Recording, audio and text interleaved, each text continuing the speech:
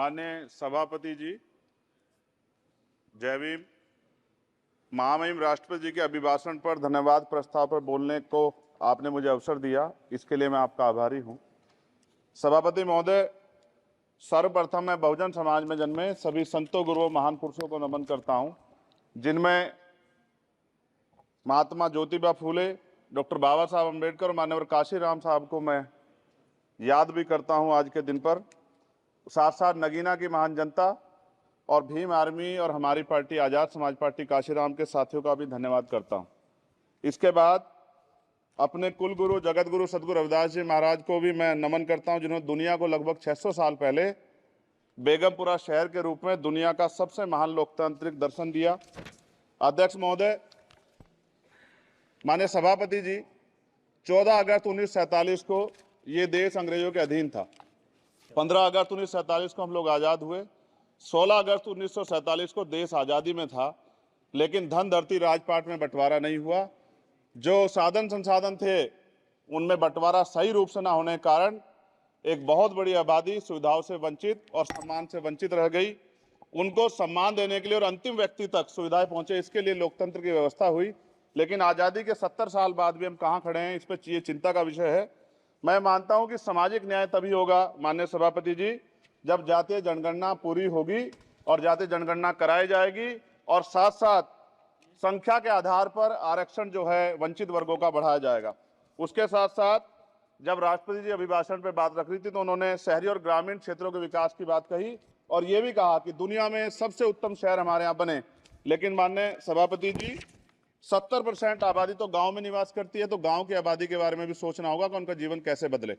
माननीय सभापति जी, उच्च शैक्षणिक संस्थानों में बहुजन समाज के जो छात्र हैं उनके साथ कास्ट एट्रोसिटी हो रही है, निरंतर उनकी हत्या हो रही है।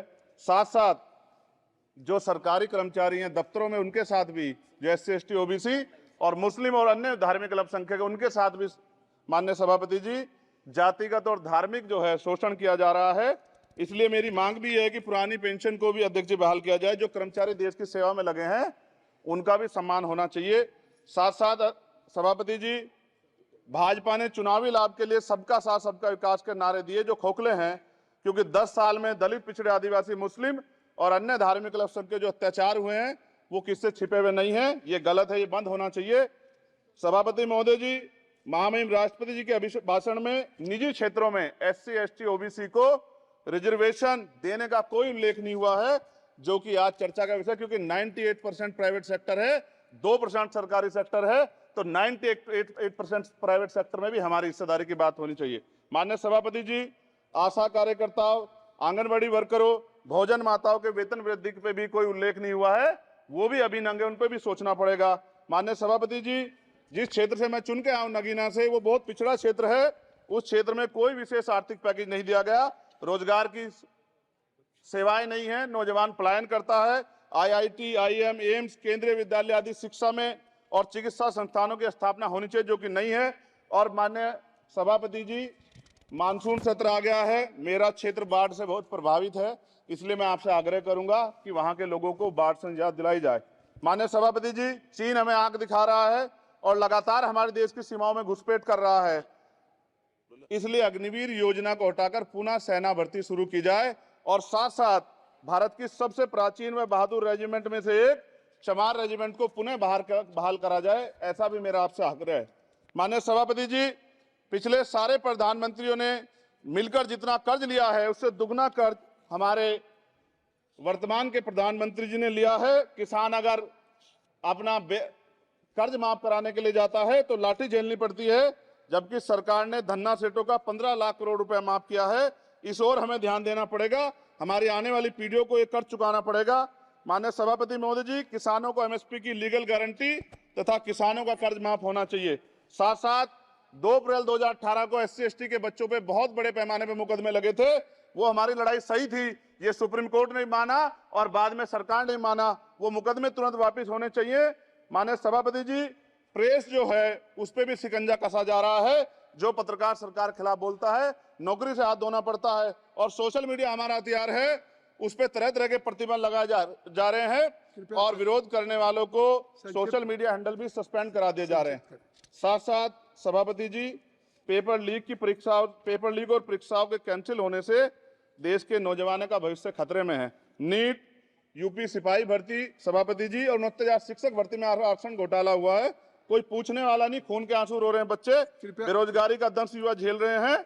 इसलिए मेरा आग्रह है कि युवाओं के लिए कृपया समाप्त करें चंद्रशेखर जी। माननीय सभापति जी, मैं पहली बार बोल रहा हूं, आप कहेंगे मैं बैठ जाऊंगा, मैं आपकी बात, मैं संवैधानिक मर्यादा का पालन करूंगा, मगर हम तो माननीय सभापति जी सुन ही रहे हैं। आप बोलिए, 1 मिनट। धन्यवाद सभापति, 1 मिनट और बोलिए। अध्यक्ष सभापति जी, नारी सम्मान की बात करने वाली सरकार, हमने मणिपुर देखा सर, हमने पहलवान बेटियों का हर्ष देखा सर, और हमने सर हाथरस की बेटी का हर्ष देखा सर, और हाथरस के परिवार को जो वादा किया था सरकार ने वो भी पूरा नहीं किया।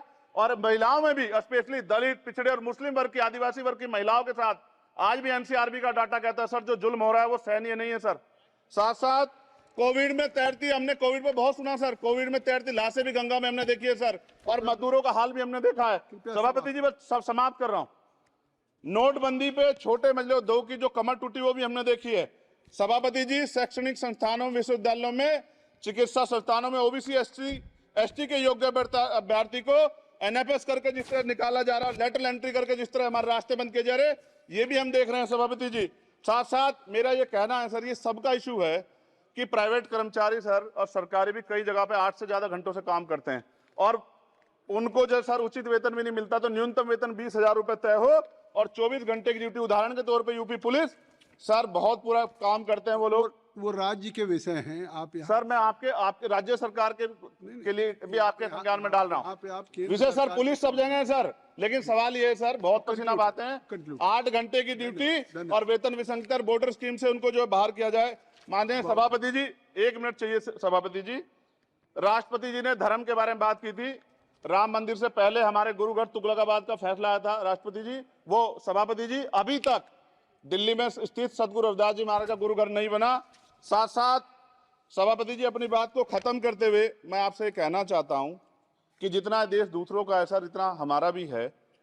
हम मरने के लिए पैदा नहीं हुए, जो चाहता है हमारी हत्या कर देता है। मूछे रखने पे, घोड़ी पे बैठने पे, मटकी छूने पे हमारी हत्या हो रही है। क्या बदला है सर 70 साल बाद भी? दलित, पिछड़े, मुसलमानों पे हिंसा नहीं रुक रही है सर। मेरा आपसे संरक्षण के साथ ये आग्रह है कि इन घटनाओं को रोका जाए, और देश किसी की बपोती नहीं है, देश संविधान से चलता है सर, और संविधान से चलेगा। संविधान छेड़खानी बर्दाश्त नहीं की जाएगी सर। धन्यवाद।